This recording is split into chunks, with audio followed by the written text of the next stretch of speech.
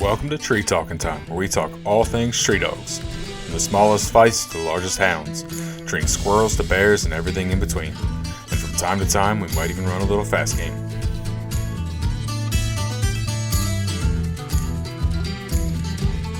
Well, like I say, you and I don't know each other enough to know any history on the dogs that I've had, but I've had some that really hold a big spot, you know. So yeah, I'm sure we'll get to them at some point. Yeah, I was trying to dig some dirt up on you today and was struggling. What did you find today? I had a dog years ago that they called Saunders Ozark Hope. I won a ton of stuff with. Hope was direct out of Jukebox. Okay. Probably one of the better dogs I've ever unleashed in my life. Mm-hmm. Had some really nice dogs. Got shot and killed on a tree out of a cross that I made. You know, so we can talk about some of those things. Yeah. I've been plagued with bad luck through the years, keeping good dogs through getting run over, things like that. So, but like I say, that the Hope dog, everybody remembers the Hope dog. I campaigned her and traveled all over the country with her years ago. Mm-hmm. So she was probably one of my favorites. There's no doubt about that. So that, like I say, we'll have plenty of things to talk about. That's for sure. No, it's just nice to know a little bit more about your guests, and I was asking some people about you. And everyone agrees you're a stand-up guy that always packs a really good dog. Well, I'll tell you what, I appreciate it. And you don't think anything about that, until people go to talking about you and your dogs. I just work real hard at keeping a nice dog, and I've never, I talked to my father about doing this. I don't know that I can remember, I'll be 47 years old. I don't know that I can ever remember us not raising and training the dogs that we were hunting. Okay.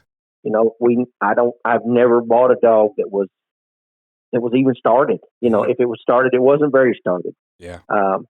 So that's kind of the way that I like to do it, so that'll give you some ideas. Mm-hmm. Well, so we should be able to go with it. Why don't you introduce yourself? Okay. My name's John Saunders. I'm 47 years old. I live in Potosi, Missouri.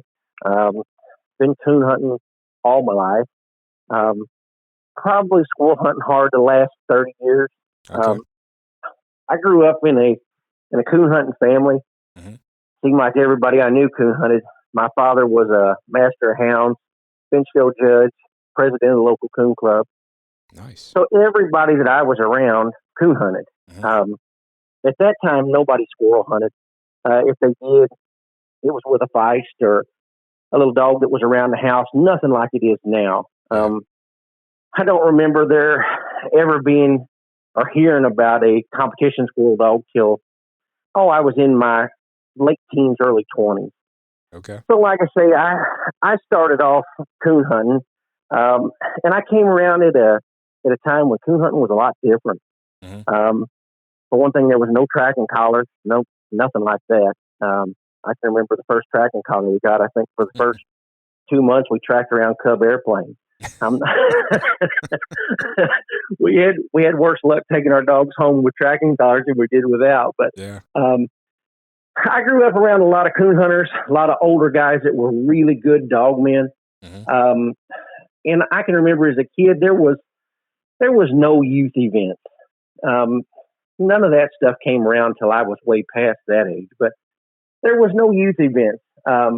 So anything that we did, you had to do with the men, Mm-hmm. Those guys didn't cut you no slack. Yeah. If you drew those guys out, you had to have dog enough to beat them and then be able to outhandle them too. So I can remember vividly as a kid, those guys would draw up scorecards. Nobody had a printer, so you'd have to draw up scorecards, and we hunted like that in a competition setting, I guess, way more times than we didn't. So I guess I started off like that on the competition end. and it was something that just kind of progressed. I think I handled my first dog in a UKC cast at like 12. Oh wow. Um, but I was lucky enough that my dad always kept me a nice dog, Hmm. um, something that would get in there and get hooked and stay hooked. Um, didn't realize it at the time, it's a quality of dog, but Yeah. I always had a dog that I could do a little something with and do some winning with. Um, so we had a dog as a kid, and you talk about the memories that you have. When I was a kid, coon hides were high, Hmm. and that's how we paid for our dad, I should say. That's how Dad paid for Christmas, was Yep. selling coon hides. And when the fur buyer came, my gosh, that was a big pay. I mean, you waited and waited, and we sold furs 2 times a year. And this particular time, my father did construction work, and the fur buyer was coming to town on a Friday. So Dad was out of town working, so I took and got all the coon hides ready, and a local coon hunter came and picked me up, and we went to sell our coon hides. I was probably 11 or 12, and when we sold coon hides, back then the fur buyer would write you a check, and I can remember vividly. I drug up these coon hides and I threw them up there. Proud kid, and the guy wrote a check for $1,380. I can remember it, and he said, I can't give this check to this kid, you know. And it was all the other coon hunters there said, that kid's selling them hides for his dad, so Hmm. he go ahead and do that. So Yeah. it was such a different time back then. I mean, when you look at it as compared to now, the technology wasn't there. You had to, when you catch your dog loose, you had to listen to your dog. Yep. You had to know your dog. It was just so much different. Not to take anything away from anybody now. I mean, there's some super good dogs and super good handlers, but Just just, different. yes, absolutely. It was just such a different time back then. Hmm. And like I say, everything that I did revolved around coon hunting. I mean, when everybody else was packing around a hot rod magazine, I was packing around coonhound bloodline. So Nice. it was a little different. Hmm. Um, You but still that get was real quick question. Do you still get coonhound bloodlines? no, I don't. Okay. No, I don't. Uh, with Facebook like it is, I can remember when I got coonhound bloodlines and full cry, and I read those things cover to cover. Yep. I mean, I just wore the pages out on those. But now, I don't think that we get those anymore like we used to. And I'd say a lot of people my age can remember getting those. I mean, Yeah. I would wait at the mailbox to get that. Hmm. Uh, now we don't. I think Facebook has changed it. Social media has changed it so much. Yeah. You don't have to look at a picture of a dog and think about it. You can actually get on there and watch a video of the dog training. Yep. Most of the time. So like I say, growing up around that was my whole childhood was around coonhounds and competition coon hunting. Hmm. So I coon hunted on up into my late teens and in my early 20s, and traveled a lot. Had a dog I won quite a bit with, um, What was that dog's name? and that dog's name was Saunders Ozark Chief. What was He he? was an English hound. Okay. Um, we had a line of English dogs in this part of the country that were pretty nice dogs, and that was when the English dogs were just really starting to take off. Hard Time Spec had won World Hunts earlier, and people were really starting to push English dogs. Hmm. Now, my father predominantly hunted Walker dogs, Okay. but we did, like I say, have a strain of English dogs. And I was driving at the time, because I can remember driving myself to the competition hunt. And we won. He was 22 months old. He was one win away from being a Grand Night champion, and I got him killed on the highway. Oof. And, and we have had, I guess, my whole life, we've had pretty rough luck keeping dogs alive. And he was one that we lost real early. Hmm. But we got him run over on the highway. So that kind of, when you're 17, 18 years old, that takes a little bit of wind out of your sails. But Oh it yeah. didn't take me long. And I bounced back, and we were trying to hunt something else. But in the meantime, I guess I was. Well, and we've always kept hounds all through this time. My father and I, we got a kennel together, and we keep hounds. He's still got 2 hounds now. Mm-hmm. So we've always had some kind of dogs as far as coon hounds. But I decided that I was going to try to move to the squirrel dog thing. It was just something that was starting to come about. And the first little dog I bought a Feist dog from a guy. I was a kid, bought a Feist dog from a guy who liked the little dog. And it ended up, somebody came by and offered me what I thought was huge money for me at the time. What was huge money? Huge money was $500 at the time. I can remember, and I think I gave $50 for the dog. Probably one of the only dogs that I ever bought in my life that was started. Mm-hmm. And I think I gave $50 for him. And me and that little dog treat a pile of squirrels. But there was a guy here that was breeding another Walker dog. A friend of ours had a Walker dog, and this guy was down here from Iowa. And he was looking for a squirrel dog, and the man told him, so, well, John's got one. So he came over and offered me $500 for the dog, and I couldn't get him. I couldn't go get him out of the kennel and get him loaded up fast enough. Yeah. But looking back on it now, in today's market, he'd be worth a pile of money. But that was my one and only. That was my one and only Feist. At that point, that was when the original mountain curs were just starting to become a thing. Okay. You were starting to see them in Full Cry magazine. And there was a few breeders across the country. Mm-hmm. And there was a guy over in Illinois. The guy's name was John Grove. And John Grove had the Strict Junior and Georgetta dogs.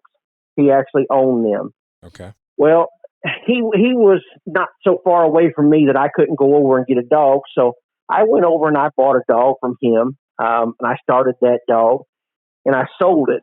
But in the midst of that, I started meeting all these other people that were mountain cur people. Yeah. So that kind of led me to, I bought a dog in Indiana from a guy named Kenny Smith. And that dog her name was Saunders Ozark Pepper. And I got her going and won a few hunts with her. And actually, Chuck Gaeto bought her from me. Okay. And they won, I want to say, 3 or 4 world hunts with her. Oh, wow. After they sold her, or after I sold her to them.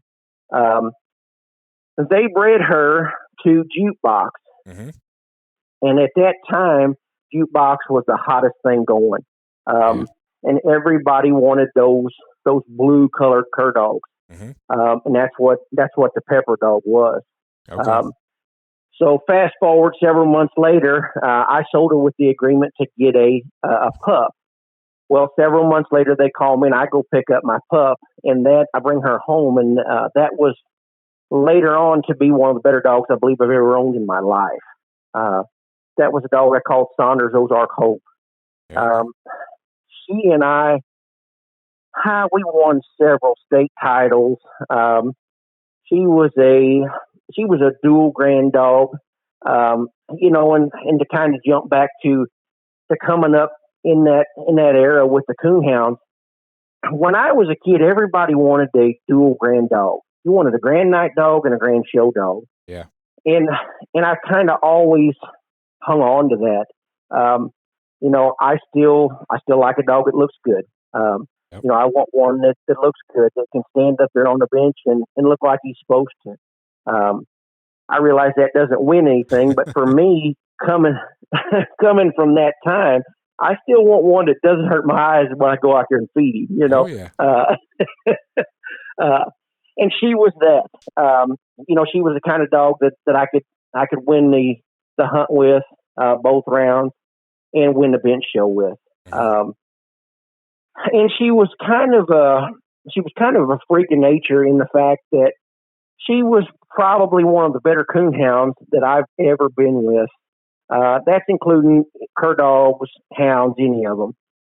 She had the ability to get in deep, hit a bad track on any night, and get it up and get it treed and have a coon on the outside. That's saying Just something. did it. She did it a lot, and she was just the dog knew where to go find a coon. Mm-hmm. Was a top squirrel dog, but when it got dark and you put on a hunting light, she knew what the game was. The dog could get in there and get struck. I've seen hounds pull up trees and she just eased right on past them and treat a coon on the outside. And she did it a lot, was really, really a nice dog. And I kept her actually till she died. She actually died at 12 or 13 years old. Okay. Was really a joy to hunt. Mm-hmm. I don't know how many states we hunted her in and had cast wins, but we had a lot. But it was a lot different back then, especially with the squirrel dog into things. When you pulled up to a hunt, there would be a half a dozen dogs there that were high end top dogs. Now it's not like that. Now when you pull up to one of these big major events, most of those dogs are good enough to win. Oh yeah. It comes down to a little bit of luck. Everything's got to kind of go your way. Yeah. And it didn't used to be like that. Yep. It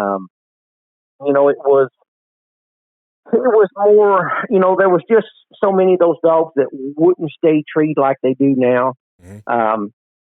It was just a different game back then. Yeah. Everybody enjoyed the dogs they had, but they're completely different, in my opinion, than they were 25 years ago. Oh yeah, and anybody that competition hunted back then will tell you the exact same thing. I've heard that from multiple guys. Yes, and it was the same way with the hounds. When I was a kid, when you drew out in a cast, most of them were 4-dog casts. And when you drew out, those dogs packed up together. So when you got a strike, it wasn't long. Everybody was jockeying for that tree. These people would be treating their dog just right on top of each other. Yep. Now it's not like that. These dogs, they're independent. They're loners. Mm-hmm. They get separate. Years ago, those dogs didn't do that. There was a few that did, but not near like it is now. Yeah. So those dogs, not only did they change the coonhound side of things, they changed the squirrel dog side of things too. Yep. Because our squirrel dogs now do the same thing. Mm-hmm. So it was kind of the natural progression of things. You could see it changing. Now when you go out on a hunt, whether it be a night hunt or a squirrel dog cast, you'll very rarely see these dogs treat together. They just don't do it. Yep. And it was so much different back then. So, and that's what it takes to win now. But it is quite a bit different. There's a whole lot of things that the dogs do different. I'm not saying that the dogs were better or worse back then, but they were sure different, both day and night. Yeah. No doubt about that. No, definitely. And one question I do have: what made you think of to get into squirrel dogs versus just staying in the coonhounds? Like when you made that shift, what was your motivation there?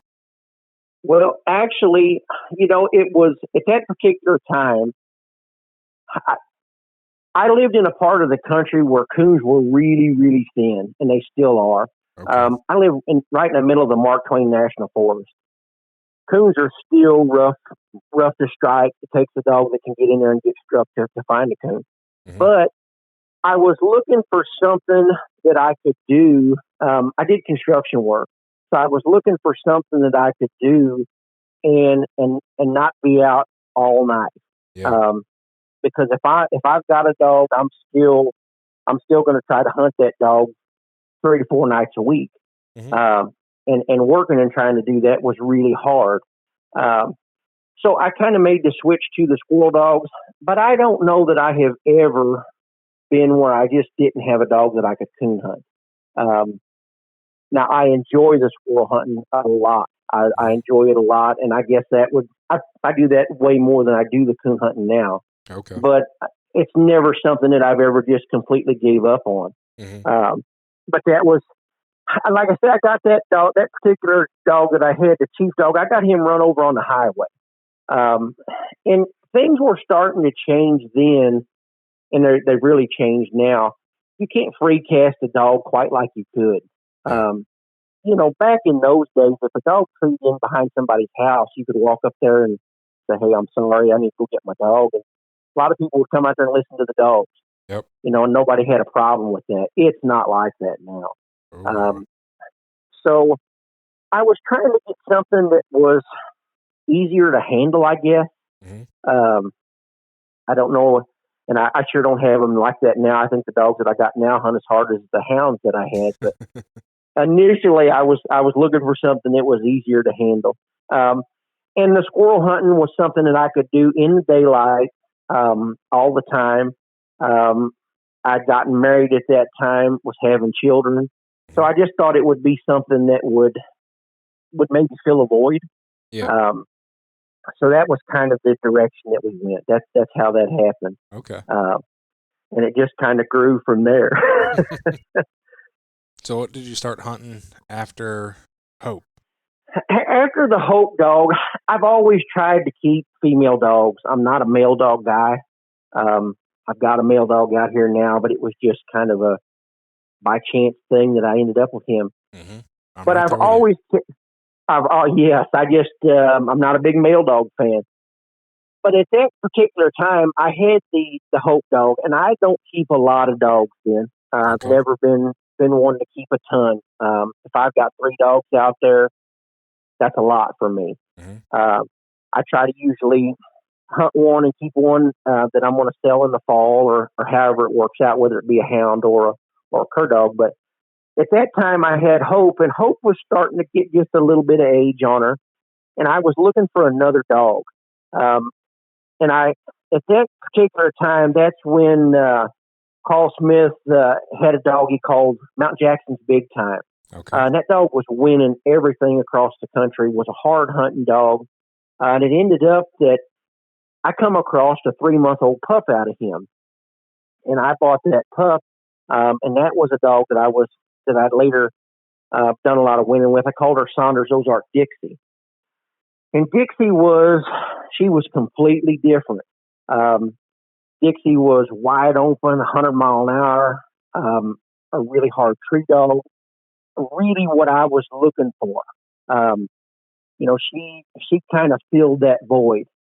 She was a slobbermouth tree dog, just was a fancy type dog. Yep.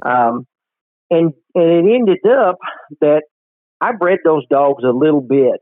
And Hope would throw some nice dogs, but Dixie was a real reproducer. Okay. It seemed like anything we bred her to, it worked.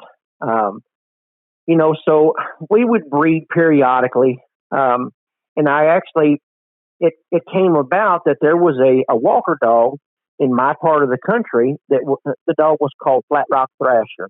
Okay. And Thrasher won a lot as a real young dog, a lot of PKC money.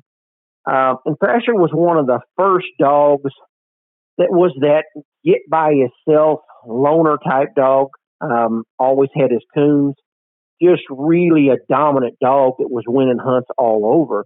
And it just so happened that the guy that ended up owning him, Thrasher, was like 40 miles from me.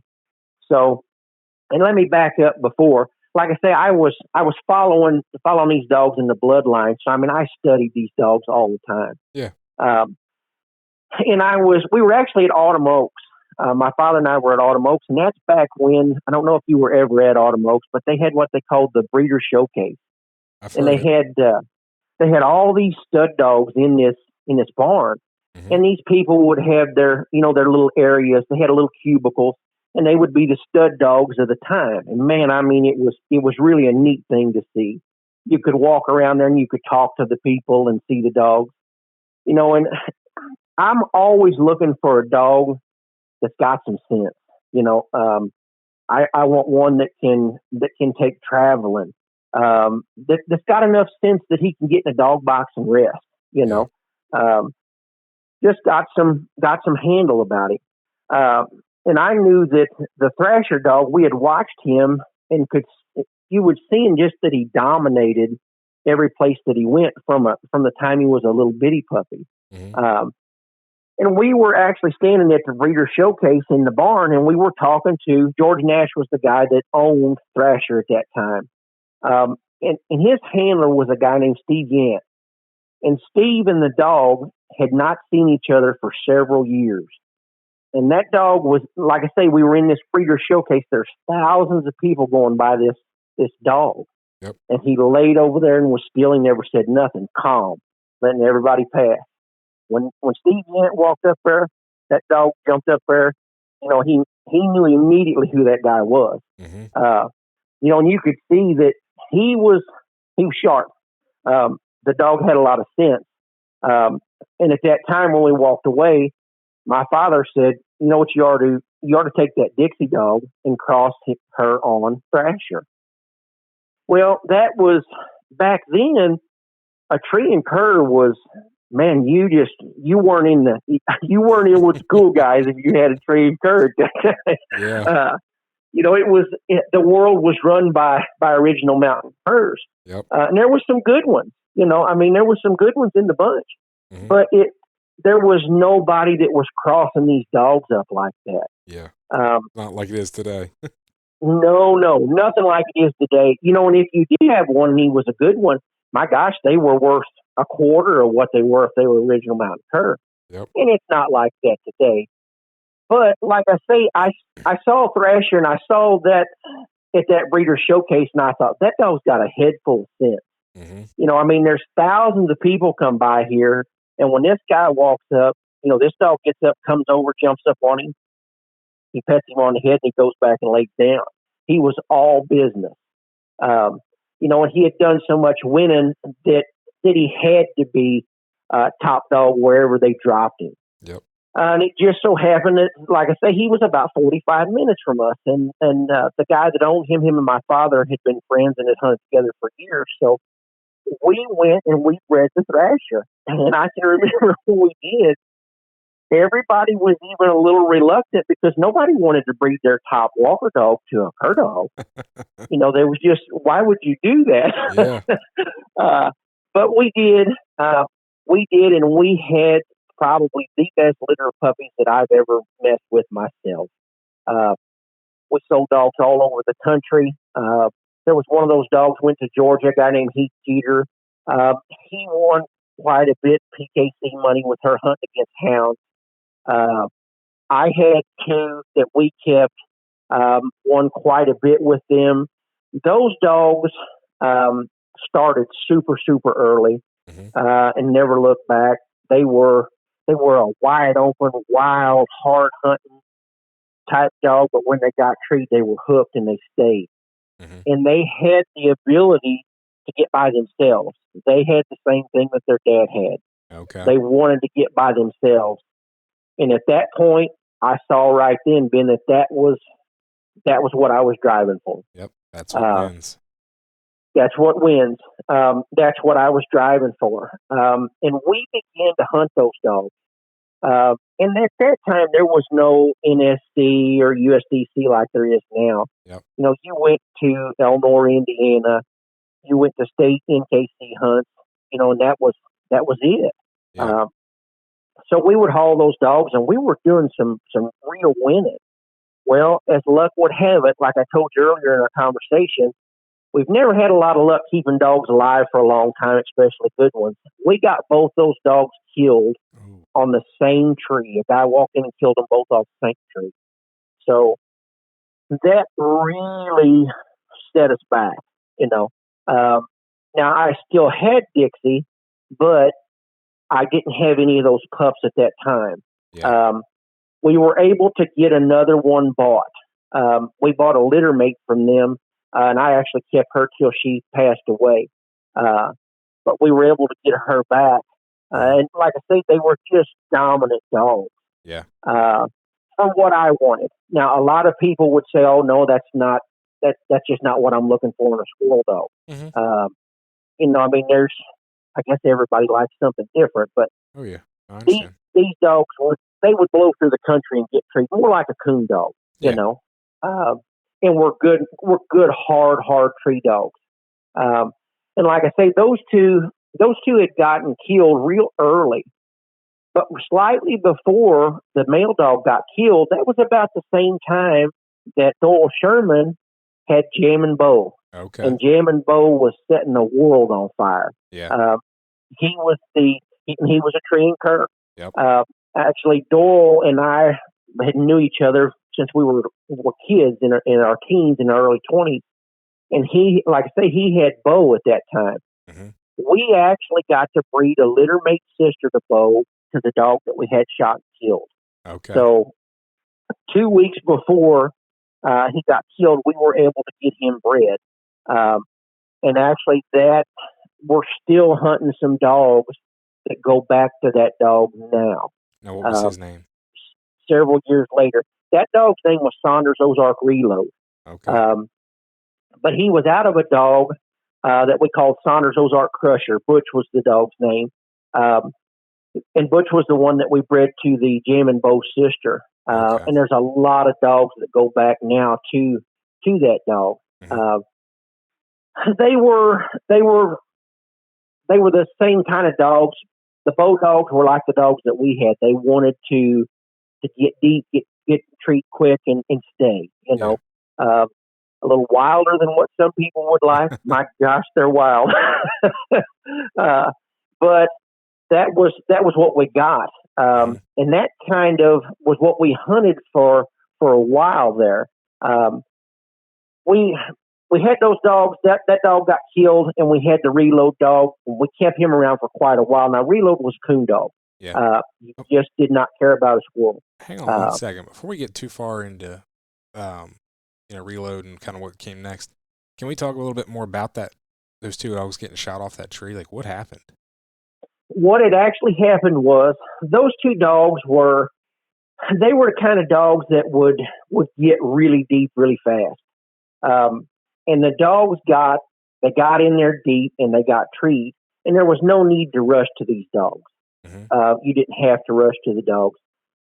And actually, we had a bad ice storm. There was an ice storm that had come through about 2 weeks before. This was in the wintertime. Um, and on the way to get those dogs, there was a tree in the road. My father, actually, he had them both out at the time. I wasn't even with him this particular night.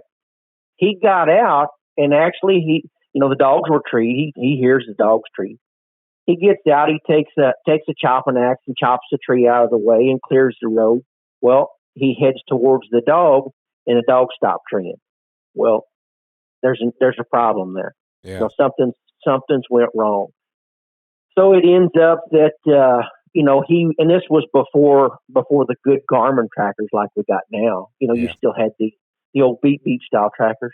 Um, so he knew in the general area that they were. But he goes over there, no dogs. We don't find anything. Well, the next day, we do end up finding the collars, and then we find the dogs dead, and it went on from there. But they were both killed off the same tree, and I mean it really shut us down here because we had a male and a female that we had all intentions of being able to move on to the next level with. Yeah. Um, but that was really a bad deal. And at that time, there was a lot of laws have changed now. And there's a lot of things that you can do when you have a situation like that. There's groups that you can contact to help and assist with that. There was nothing back then like that. Yeah. You just had to deal with that and move on. Uh, so that's what we did. And actually, some years later, we had another dog shot and killed. And I think that for me, I always want a dog that blows through the country, that gets deep, doesn't a dog that doesn't have a reverse. But that comes with a price. Yeah. Especially now with people moving in like they have into the places. I live like I say, I hunt in the middle of the Mark Twain National Forest, but there's people that own little sections of land. And then when they buy it up, if that dog gets in there, there's just terrible things that happen. Yep. like I say, several years later, we had another dog was shot and killed. Really a bad situation. Uh, but that's just what happens when you have those kind of dogs in my area. Their chances of them getting where they're not supposed to be are pretty good. You Yep. know, um, I think to myself, sometimes that if you had one that didn't do like that, I might have still had some of those dogs, to live on to an older age. But I don't know. I guess it's what you want. If you want one that goes like that, those Yeah. are kind of the situations that you get in. Like you said, it's the price you pay for those style of dogs. Yes, it's a double-edged sword, and I know a lot of people that have had dogs run over and killed or shot. Uh, and it's always the best dog. Hmm. Uh, it never fails. Actually, the dog I had that I talked about earlier, the chief dog, when he got run over, we had a dog that was with him that just was not worth anything, and they actually called us. It made it into town and was in the bank parking lot. The people were it was blocking the drive up going to the bank. But that's the luck. Yep. uh, but it's a double edged sword. It's all in what you want. Uh, and I don't have no issues with one that's got a super handle that doesn't hunt out real far. But for me, that doesn't work in my country. Yep. Especially for a coonhound. You might turn a dog loose here. That dog may be in there for 30 minutes or an hour before he gets struck. He may be three-quarters of a mile from you when he gets struck. So it takes a different kind of dog. Hmm. What Yeah. you got to have if you want to win here in our country. But yeah, that was a bad situation. But that's just one of those things that we had to deal with and move on. Hmm. No, like I said, I was just curious as to kind of what happened there, but Yeah, it's a yeah, bad dealing for sure. yes, that's what happened to those. Like I say, we had another dog shot and killed, and actually, it when we got it shot and killed, uh, they had a shootout. The people actually shot the truck Oh, that whoa. my father was in. I mean, it was a bad, bad deal. Uh, Jeez. yes, through the years we've had some major issues with dogs, but we've all we've all lived to talk about it, I guess. Oh, that's good. Uh, but that kind of took us up to a point when we had the last one killed. My father was close to retiring at that time. He said, "Hey, look, let's try something here, maybe where we won't have as much issues. Let's get a bird dog." So so so we live in an area where there are no birds, but we got a bird dog, and we really had a lot of fun with that. We traveled around. Uh, we hunted in some NSTRA bird dog trials. We had a good time with that. But every time that it would start to get cool in the wintertime, you get that itch to go turn a dog loose at night. You want to go hunt a tree dog. Yep. So we always came back to a tree dog, and we've still got the bird dogs now, but I don't mess with it near like I do the tree dogs. Uh, Okay. it worked for a while, but we came back to it. Uh, and I was actually without a dog for probably close to 10 years. I didn't have a tree dog. Oh, I wow. had no squirrel dogs, no coon dogs. I'd completely gotten out. Uh, it was just not something that I wanted to do at that time. I gotten involved. We were showing horses heavy, and it was just if I get involved in something, I get involved in it full bore. Uh, Sounds like it. so so we showed horses for quite a while, but we just kept coming back to the tree dogs, and it ended up that about 2 or 3 years ago, my job, as luck would have it, I ended up where I got to work closer to home.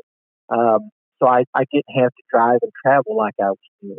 Hmm. And when I did, I told my wife, I said, I think I'm going to get a tree dog again. Well, that was, after you're out that long, nobody wants to get back in. I had sold everything I had, didn't have anything for a tree dog. Yeah. Uh, and I contacted Doyle Sherman because I knew that the Bow line of dogs was the kind of dogs that I was looking for. Yeah. They were predominantly half Walker dog, half cur dog. They were what I was looking for. And as luck would have it, you're on Facebook like everybody is. I saw a video of a 12-week-old pup treeing on a squirrel in a tube in Mississippi, and the next morning I was there and picked him up, and that was the Boone dog that I've got now. Okay. That was the male dog that I'm currently hunting. So we got Boone. Boone started real quick, not like all those dogs do there. He started real quick, and I hunted him by himself, like I normally do with all my pups. I think I killed a little over 100 squirrels to him before he was 11 months old. Oh wow! So he was on. really a nice dog. And we had a lot of squirrels at that time. Where I live in Missouri, squirrels they're here one year and they're not the next. Just so happened that we had a lot that year. But he started to fire again. Yeah. I think I came back probably harder now than I've ever been as far as hunting a dog. My work schedule it allows me to get to hunt quite a bit more because I'm not traveling. Mm-hmm.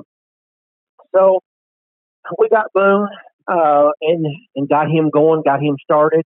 Now he's a little over 2 years old now. Now what's he out of? Boone is he's a grandson of Jim and Bo, and a grandson of Tree Knocking Mike on the bottom side. So Boone's mother is they had a cross out of Jim and Bo and Roxy that just threw a ton of nice dogs, and that's what Boone's mother is out of. Okay. So he's Jim and Bo Tree Knocking Mike bred dog. So that he was what I was looking for in a young dog. Those dogs, like I said earlier in the conversation, they're the type of dog. When this dog would run a deer, they were extremely junky. If he would jump a deer, you didn't run a deer for like 20 minutes. He run a deer for like half the day. You'd catch him 3 miles away from you. But if he treed, he was treed. And I guess a lot of people wouldn't like that at all. For me, that's the kind of dog I'm looking for. I want one that's got that fire. Yep. I can dial it down, but I can't turn it up. Yep. No, honestly, I've talked to a handful of competition coon hunters, and that's exactly what they said. Yes, and that's the way these dogs work. They would just run anything, run it to catch, but they always wanted to tree, and that's what I'm looking for. I'm not a big dog breeder. I don't breed a lot. But when I do, I'm looking for a dog for myself. And I'm looking for a dog that is an early starting dog that's easy to look at. I like a pretty dog. I want one that starts early. And actually, we've got our first litter out of Boone now. They're 5 months old. We've got a female here that she treated her own squirrel over the weekend. He leaves his mark, that's for sure. Yes. We're really excited about them, and actually, my father's got the littermate brother to her. The dog was in the woods the first night and treated with the other dogs. So I mean, they're looking like they're going to do a little something. Now, there's a lot of distance between where we are and where a finished dog is, but at this point, they're starting off. They're starting off really showing some good signs. Yeah. And actually, those dogs are out of a female that goes back to Bo and my original Dixie Thrasher cross. Okay. I was lucky enough to come across the guy that now we're really good friends that owned the female. He actually came down and hunted with me, and I liked the dog. Really a nice dog. And when I got to talking to him about what she was, he said, "Well, here's her papers. Here." Well, she went back to my dog. So she was one of the last living dogs that was here. So I was lucky enough to get to breed Boone to her, and that's what that litter of pups is out of now. Okay. That's awesome. Like I say, long ways from where they are to being finished, but they are really showing some showing some good things. Yeah, Uh, so we're really looking forward to seeing how they progress uh, in the future here. definitely. Now, obviously, we've talked like the bow dog and then the thrasher Dixie crosses. The Uh-huh. all Walker Cur crosses. Do you tend to like a dog that's a little heavier on the hound, heavier on the cur? Looks, mouth. What are you looking for? I mean, You obviously you know, said a little wild, little get hooked, but yes, yes. otherwise, what are you looking for? For me, I want a dog that leans more towards the hound side. Okay. Uh, there's a lot of these dogs that there are a little more curry acting, Mhm. and there's nothing wrong with that. There's a place for that. But what I do see in these dogs is they're the type of dog that can get treed on a really really bad day when Mhm. things are terrible. When it's windy or it's cold, it's raining. These dogs are still they're gonna get cut, get deep, and try to make a tree. Yeah. Um, and for me, that's what I'm looking for. Mhm. Uh, I want one that whenever you turn him, you've got to pick him off a tree somewhere. Um, and that's the way that the boondog is. He's not a real easy dog to handle. When you turn him, you've got to catch him somewhere.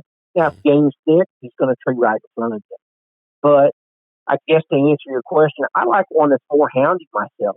Okay. And I don't want him. I don't want him running the track all day long. I don't want an open mouth dog.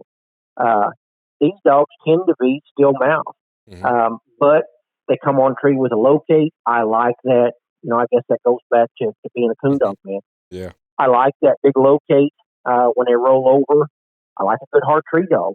Um, so for me, I like the hound part more. I can take one being more houndy than less. I guess probably the best way to answer that question. Okay. Uh, I don't mind that they run. You hear a lot of guys say, "Well, them cur dogs they won't run but 150 yards." Mine will not do that. They when they jump a deer, they run it.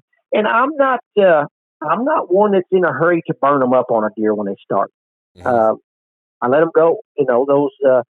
I'll catch up with them. A lot of times I'll go on and go hunting. I'll catch up with them dogs later on, and Yeah. then when the time comes, I'll get them broke and we'll move on forward. But I like one that's got a lot of gas, and I don't want to take that from him when he's a real young dog. Yep. So for me, a lot. I don't have a lot of people that want to come and go hunting when these dogs are young. There's a lot of downtime, but I can see I can see what they're going to become. Yep. If they've got enough drive to do like that, for me, that's what separates them. Oh Uh, yeah. I like the one that's got enough gas to get in there and stay running. Uh, and we're kind of in a different situation here where I live. Our squirrel season comes in like the last week of May. Oh So wow. we start hunting in May and we hunt all the way through the summer. Mhm. Um, and it's kind of odd where we're at. We've got a lot of timber, but it's not really tall timber. So we can kill squirrels all the way through the summer. Um, so we may drop a dog when it's 80 degrees at daylight. You Mhm. know, um, I carry water.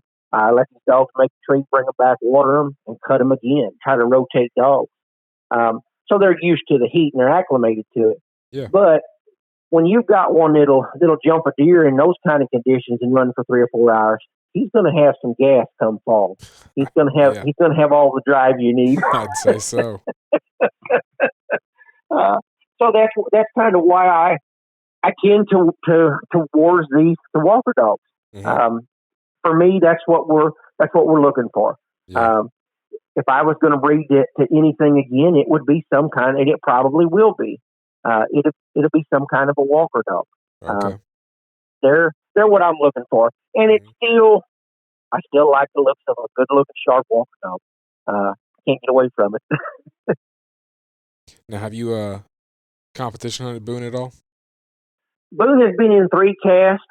Boone has not been in what I would consider any big cast. Boone he did win the Missouri State Championship, um, but he's not been in any big money hunts as of yet. Um, Okay. things just haven't worked out where we've got to take him, but we're going to try to make some hunts with him next year. I think he's got what it takes. Mhm. Like I say, if we catch the luck, when you roll into these things now, if there's 20 dogs there, man, it can go to any one out of that 20. Yep. Uh, it's gotten to where there's big entry fees. Those guys aren't going to spend all that money and all that time driving to get there if they don't think they can win too. Yeah. So he's been in 3 casts, won all 3 casts. I think he's got the tools to do it. If I can do my part and we catch a little bit of luck, I think we'll do okay. Good deal. Before you got out, like you were talking, you were on reload, and how much longer between those dogs getting shot did you keep hunting before you ended up getting out for that 10-year stint? We took in. I had the Dixie dog still at that time, and she was getting up about 9 years old, and I was still hunting some, but we got to messing with quarter horses, and we were showing horses all over, and my daughter was showing, so that was something that we were doing as a family, Mm-hmm. and that kind of took me away from it, and I actually sold my Dixie female later on, and that kind of got us completely out. Okay. That got us completely out. We messed with horses there. I went through a stretch where I decided I was going to shoot a bow and arrow. I shot a bow and arrow competitively for 2 or 3 years. Uh, I actually won the nationals with a bow and arrow in 2016. I always want to be doing something competitive, Yeah. but I never could get away from the dogs. Mm-hmm. That was just something that when it started to get cool, man, I wanted to turn hound loose. Yep. I wanted to hear something get struck. I just don't know that there's anything better than a dog getting in there and throwing a big locate and rolling over and training. You walk in there and you have an eye. Mm-hmm. That does it for me. I just don't know, and now I'm at a point where I don't think I'll ever get out again. Yeah. This is where it is. And I've got another dog here. I've got a female dog that's bred quite a bit like the Boondog is. Okay. She's a jam and bow woody bred dog. Mm-hmm. Really a nice young dog. I like her awful well. And she may be a dog that I go and breed to a full walker dog. Okay. My next one may be a cross on her and a full walker dog. Mm-hmm. I don't know that you can get too much of it. it works for me. Yeah. Seems to work for me. Mm-hmm. Hey, if you found what you like, you're better off sticking with it. Yes. Yeah. Well, for me, these dogs can take the pressure. And what I mean by that is, when I was younger, like the dogs that I had that I got killed, if I've got a dog that I'm getting ready to competition hunt, I haul those dogs. Those dogs live in a dog box. Those particular dogs that had gotten killed, they probably spent 3/4 of their life in a dog box. Mm-hmm. They would get out, and I did it just like we were traveling on the road, so they get used to sleeping in the box, eating in the box. They get acclimated to that. Mm-hmm. Because how many dogs have you seen when you haul them 6 or 8 hours? They're just really, it just messes them up. Oh yeah. They can't deal with it. They come off their feed. They come off their water. Yep. These dogs seem to, and when I say these dogs, there's so many of them now that have got a lot of walker dog in them that's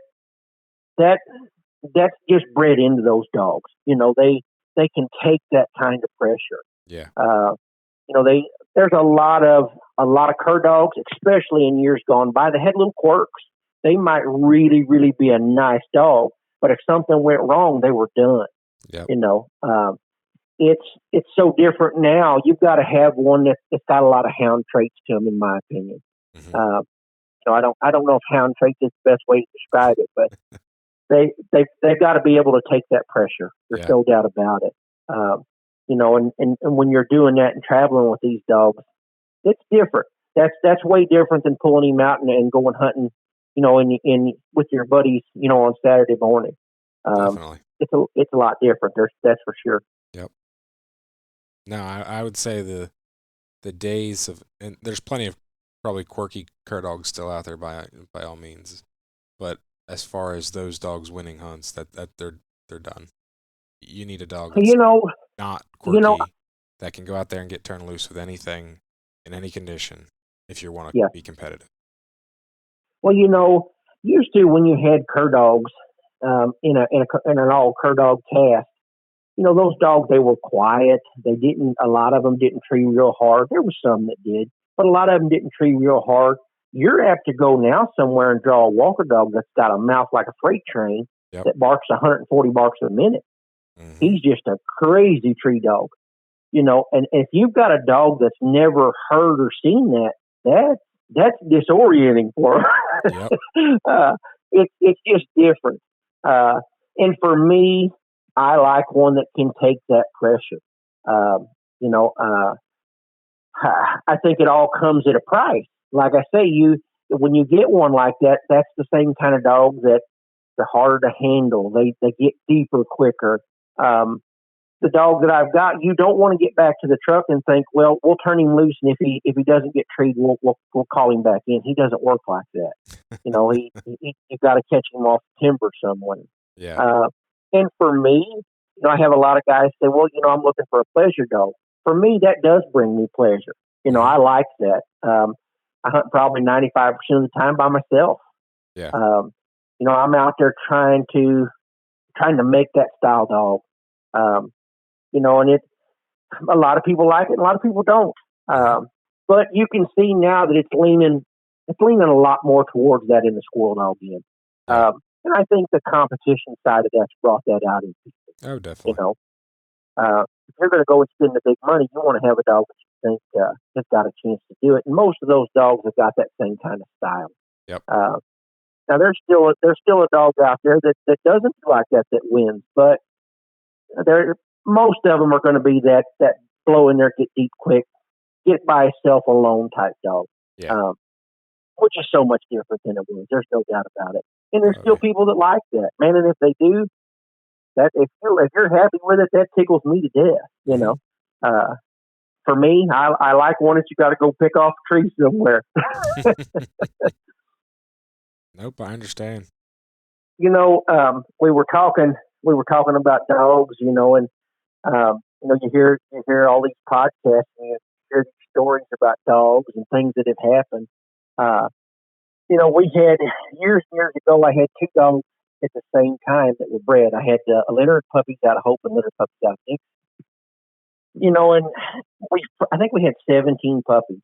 Oof. And we had, when you sell those dogs, you sell them across the nation and you sell them to all kinds of different people. And some people have had dogs all their life. Some people are new dog owners and everything in between. Yeah. But we actually sold a dog, and when the guy came to pick the dog up, he had picked the last dog in the litter. This was the last dog. It's the last dog available.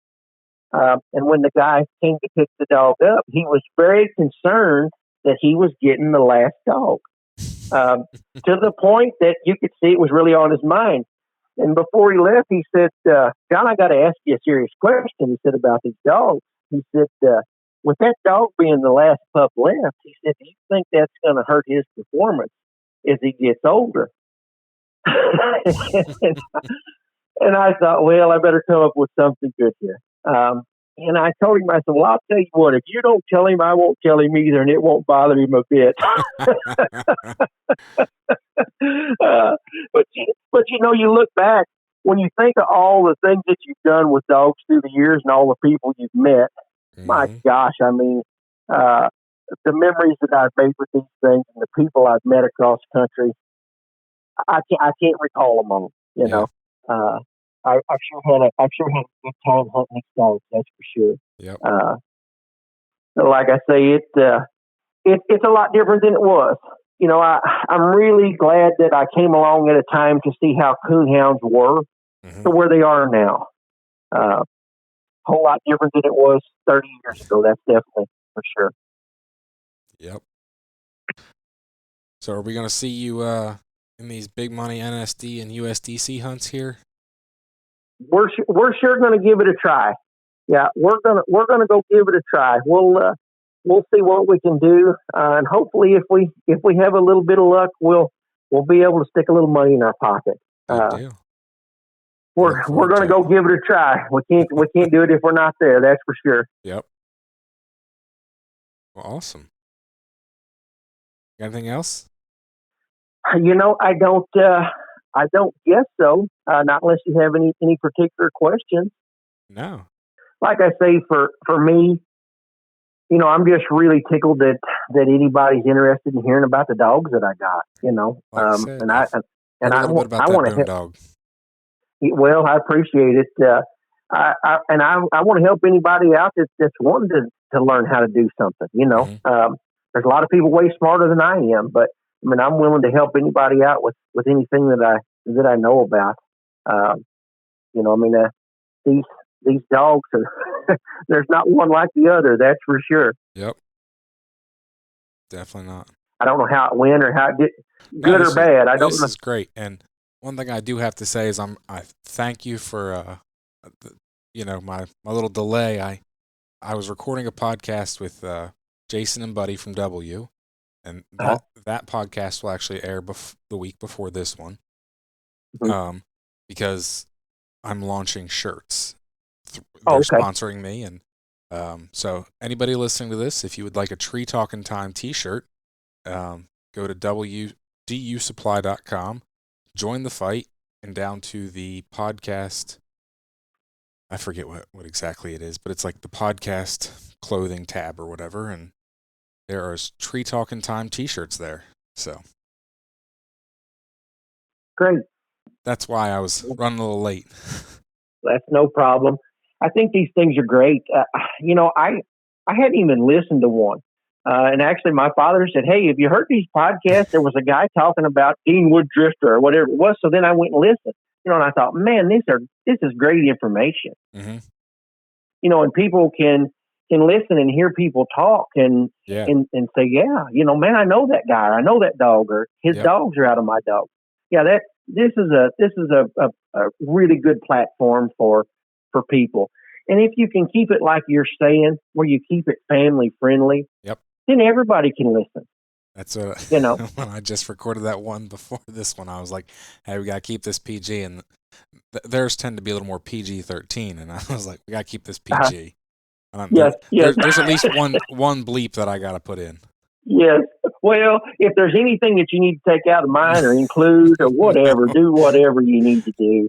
No, yours is fine. But there's one little bleep I know I got to put in that one for next or for.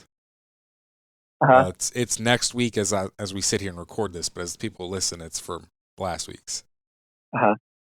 So. We'll see how everything turns out. Like I say, I'm tickled to death to do it. If there's anything I can do to help you at any point, or do another one, or whatever, you call me. I appreciate it. Like I said, maybe one of these days I'll get out your way and get to actually shake your hand. We'd love to have you. Yeah, if you get out here anytime, come and stop by, and we will take you for a hunt. We will go to the timber. Awesome. I appreciate it. You bet. Hey, thank you, Ben. I appreciate it so much. Thank you. You bet. You can find me on Facebook and Instagram at Tree Talking Media. And until next time, keep them talking in the timber.